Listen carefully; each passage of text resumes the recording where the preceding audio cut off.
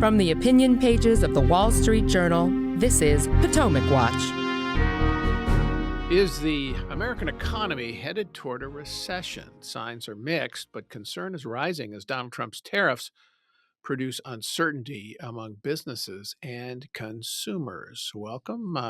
That's our subject for today on Potomac Watch, the podcast of the Wall Street Journal opinion pages. I'm Paul Gigot here with Mary O'Grady and Joe Sternberg. So the economy was supposed to be Donald Trump's strong suit as markets soared after he was elected in November, but that thrill is gone as markets have declined. Stocks have given up their post-election gains. The job market is holding up so far based on the February jobs report that came out Friday, but consumer confidence is down and business surveys cite uncertainty as a reason for being cautious about capital investment. Let's listen to Donald Trump on Fox News on Sunday when he was asked about whether a recession is coming. Are you expecting a recession this year?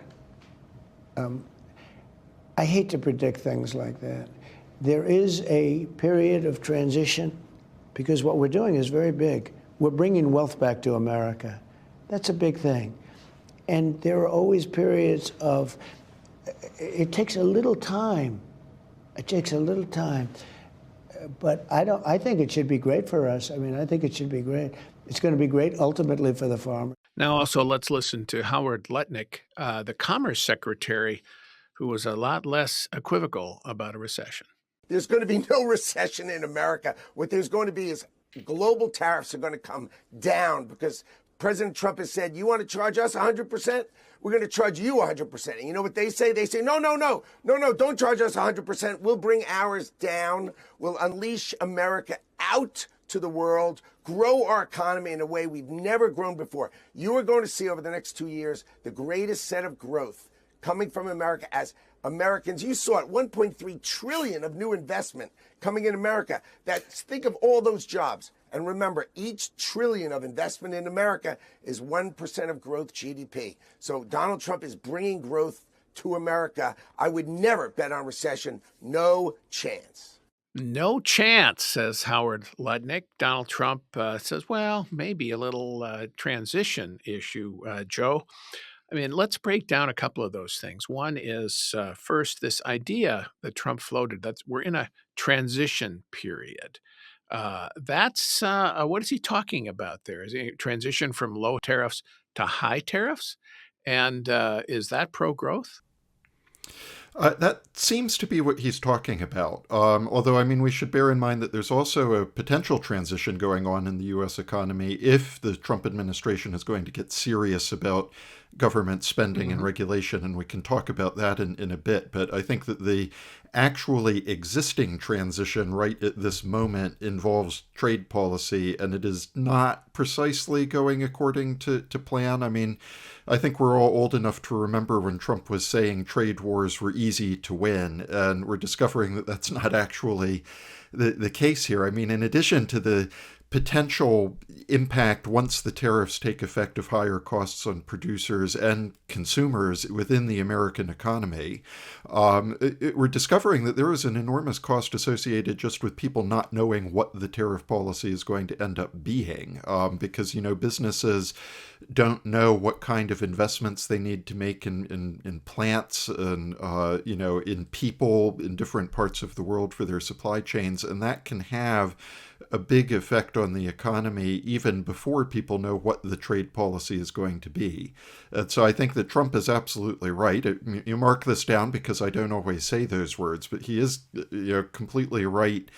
This policy that he is bringing in is going to require a big transition on the part of the economy. It might be very painful. I think the problem for him is that it might be a transition to nowhere because it's not clear that these tariff policies are going to generate the kind of long-term growth that Lutnick was talking about in that other clip that we heard. Yeah, one of the points, Mary, that Lutnick made was that tariffs aren't going up. They're going to go down, and they're going to go down because Trump's reciprocal tariffs will be placed on first, and then the world will respond by saying, okay, we'll reduce our tariffs to your level, America, and then we'll all get down to zero.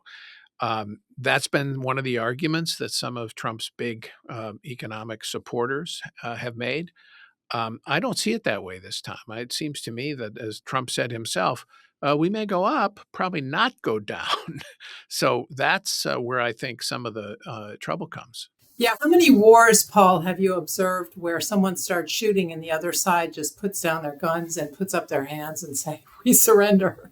I mean, generally speaking, you get a response from the other side. And it's not necessarily because they want to go to war with the US, it's because they also have domestic producers who want protection. And so it's all part of the political problem of free trade. Donald Trump, if he ends up doing this reciprocity, which he's talked about, I think there's something like 13,000 line items in what we trade, and there are 200 countries that we trade with. So we're talking about 2.6 million reciprocal tariffs that are going to be very tough to manage. And then, as I say, you have the other side engaging in war also. So that necessarily slows the economy. The one thing I think Trump may be counting on here is that he'll have this shooting war in his first year. And when he takes the tariffs off and maybe perhaps delivers a little bit more certainty ahead of the midterm elections, the economy will respond well. So he'll get the recession under his belt, and then he'll be going into a period of growth as we come up to the midterm elections. Well, wait a minute, Mary. Are you saying that you think the economy is going to go into recession? Well, let me say I think growth will slow. So recession is 2 quarters of negative growth. But in any case, I think growth will slow for the reasons that Joe pointed out. I mean, you have investors pulling back and sort of hunkering down and not willing to put investment or plans in place. They're being careful about their employees, and we saw that in the jobs number. Yes, the jobs number was okay, but it was below what the market had estimated, and the unemployment rate did tick up a little bit. I think those are all indications of a reluctant entrepreneurial class in this environment. All right.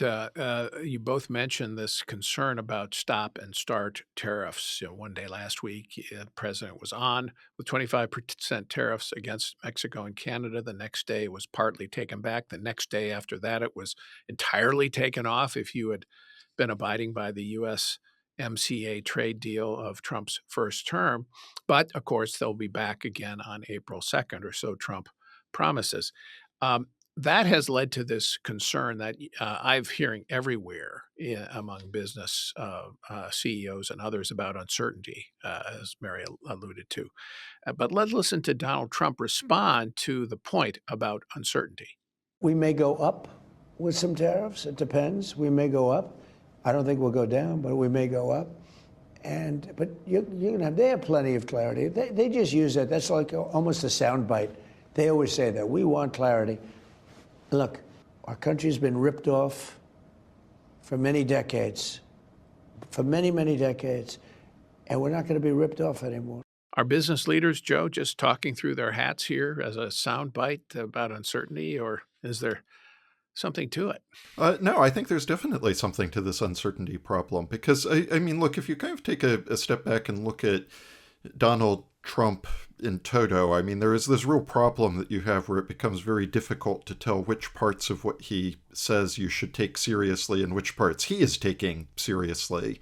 So I think that in one sense, he's actually kind of right in this complaint about how the uncertainty is overstated on the tariffs, because it's pretty clear that the tariffs are the one policy that he really deeply, truly believes in. So if you were going to bet that he was going to do one thing, increasing tariffs would be it. But I think that the problem that businesses are facing is, I mean, there's just so much that we don't know about what form that is going to take. And he's proving very mercurial about whom he will apply the tariffs against. So at various times he's talked about the tariffs as if they are a negotiating strategy or some kind of geostrategic tool.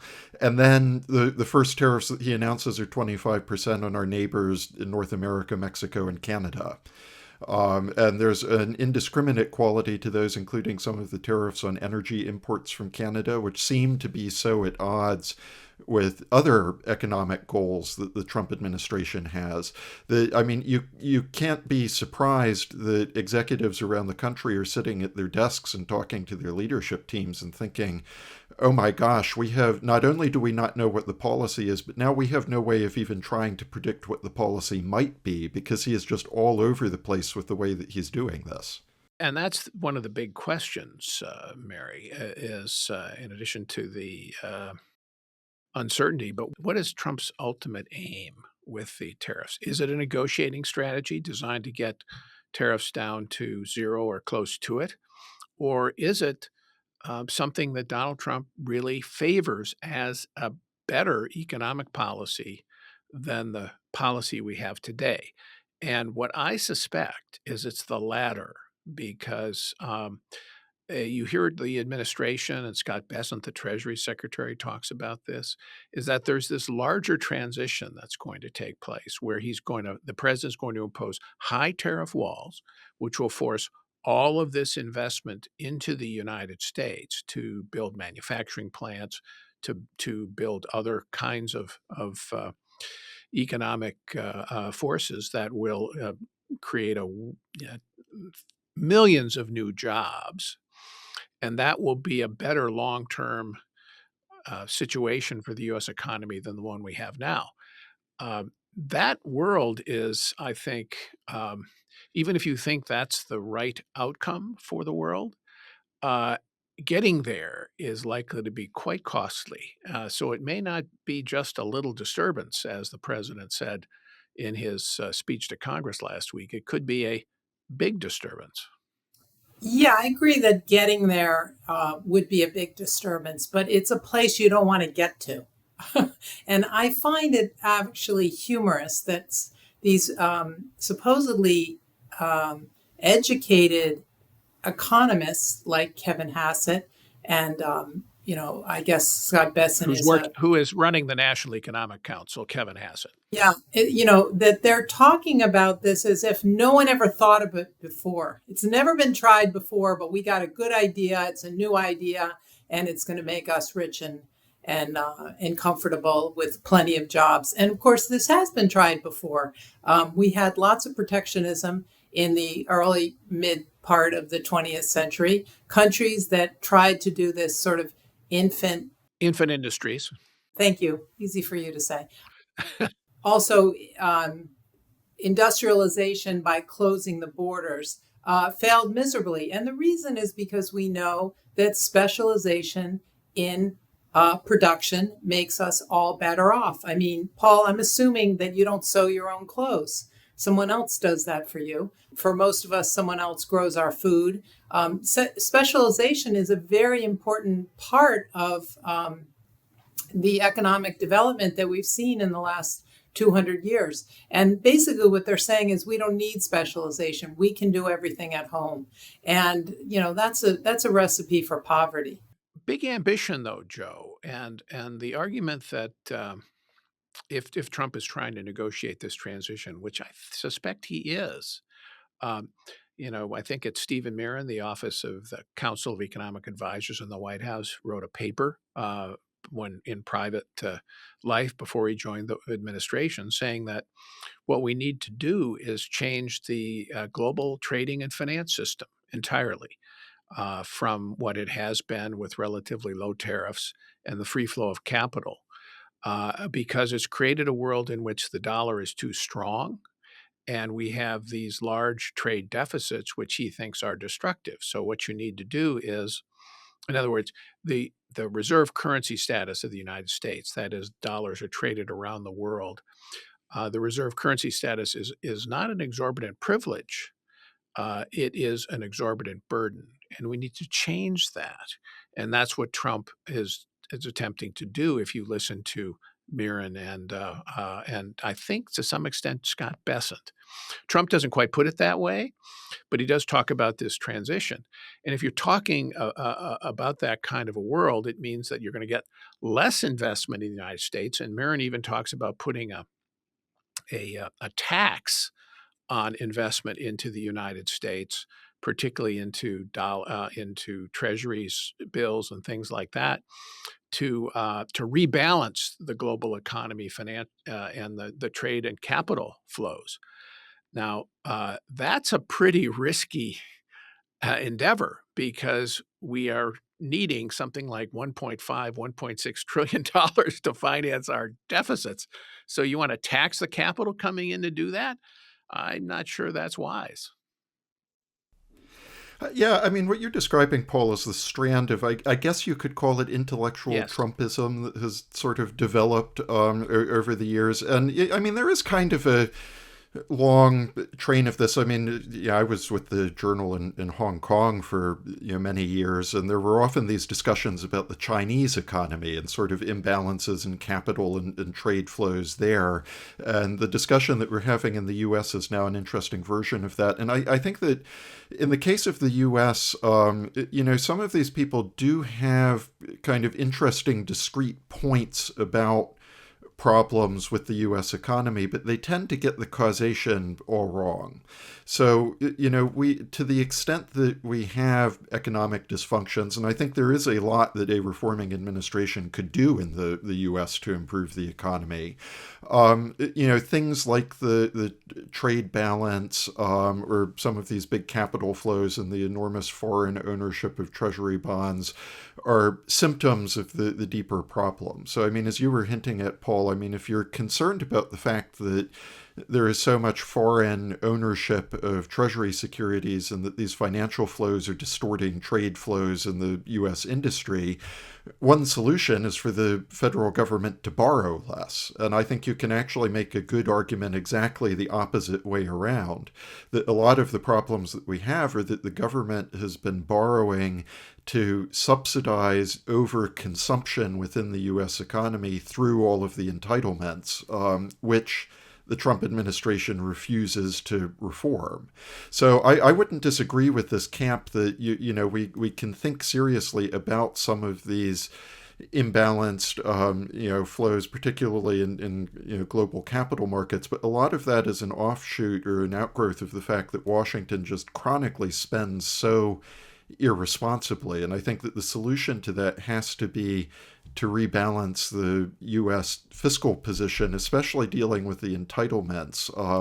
That creates the environment that solves a lot of these problems that these economists are worried about without making it all worse with the trade protectionism or the taxes on financial transactions and purchases of treasury bonds and the rest. I think that kind of rebalancing you're talking about, a fiscal rebalancing, would be fine and constructive if we could get our political class to do it. I'm not sure that is in the cards here for the next year or two. Although you got to say that the Doge effort, to the extent it does uncover wasteful spending and then follows through with cuts in Doge, and then with perhaps being reinforced by Congress, could make at least a big down payment on that. But Mary, when it comes to the overall economy and the state of the economy, you kind of do a growth or balance here. What's pro-growth and what's anti-growth? Let's put tariffs in the anti-growth camp, because tariffs are a tax, and when you tax something, you get less of it. But on the other hand, you've got deregulation, which is going to be moving through the government. You've got the tax bill, which is moving through the Congress and will presumably pass in some form this year. So we'll avoid a big tax increase. I don't know if we'll get a big tax decrease, but we'll get at least some certainty on the tax front. Trump is proposing 100% expensing to be reinstated. That would be helpful to growth. So the timing of those, I guess, because they're going to happen won't happen until later this year or next, gives you the concern that maybe we're in for a slow growth period here this year. Well, Paul, let's suppose that those things you just described, the deregulation and a focus on energy and so forth, happen, and there's no tariff war. The U.S. economy could do very well. I mean, that's where the expectations were when Donald Trump was first elected in November. So I don't like to sound conspiratorial here, but I think Donald Trump is basically signaling that he doesn't mind if the economy slows down a little bit. And the reason is because he's got two big focuses in this first year. One is that the oil price would moderate, and the other is that interest rates are going to come down. And the Fed cannot bring interest rates down if there's still inflation and the economy is rip roaring, and he's looking at that and thinking, okay, how am I going to convince the Fed that it needs to cut interest rates? Well, one good way would be to go in to see the economy slowing, and I think that might actually be in the cards for the administration because it thinks it can sort of bring it down a little bit, not too much, not into a recession, but he doesn't mind to see the economy slowing, and the tariff increases will do that. But if you get a no growth or very slow growing economy, you don't get a big boost in real incomes. We're dealing with a real estate mogul here. You get lower interest rates, lower price of oil, and those are two things that I think he thinks will make him popular. I don't know. I mean, layoffs tend not to make you popular. And trying to think of the calculation from Trump's point of view, it doesn't strike me that a recession, even a mild one, is something that he would welcome. Now, you're right. If there's a big bounce back in the second and third, second year, he'll be you could minimize that impact economically and politically, but you never know. Once recessions hit, sometimes they have a way of being worse than you think. And I want to just ask one more point, Joe. Finish up here. Something called the wealth effect, which has been buoying the U.S. economy and consumer spending, is that when stocks rise, the value of your equity holdings, the value of your home rises. You feel better, and you're willing to spend well and more. And, that's been behind an awful lot of the consumer spending that has buoyed the economy throughout certainly the last year of the Biden presidency.